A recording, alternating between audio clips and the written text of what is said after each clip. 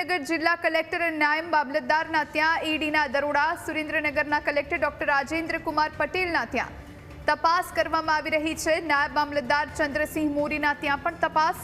વઢવાણ અને સુરેન્દ્રનગર બે સ્થળે 8થી વધુ ગાડીઓમાં ટીમ આવી પહોંચી। પોલીસ બંદોબસ્ત સાથે વહેલી સવારથી ઈડીએ તપાસ હાથ ધરી છે।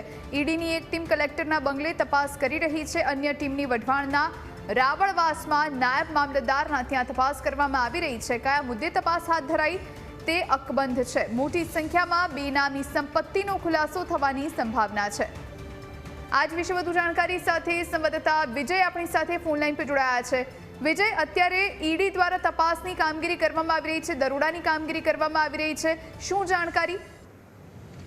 જો વાત કરવામાં આવે તો સુરેન્દ્રનગર જે નાયબ મામલતદાર તેમજ જિલ્લા કલેક્ટરના ઘર ઉપર આજે સવારથી ઉચ્ચ અધિકારીઓની ટીમ દ્વારા સર્ચ ઓપરેશન હાથ ધરી તપાસ હાથ ધરવામાં આવી છે। જેમાં કલેક્ટર, નાયબ મામલતદાર અને અન્ય 6 થી 7 જગ્યા ઉપર હાલ અલગ અલગ ટીમો દ્વારા તપાસ હાથ ધરી અને આ તપાસમાં હાલ કયા કારણોસર તપાસ હાથ ધરવામાં આવી છે તે કારણ હજુ અકબંધ છે। ત્યારે હજુ તપાસ એજન્સી દ્વારા હજુ પણ કલેક્ટરના બંગલે વહેલી સવારથી જ આ તપાસ હાથ ધરવામાં આવી રહી છે। ત્યારે તેને લઈને અનેક અટકળો જોવા મળી રહી છે।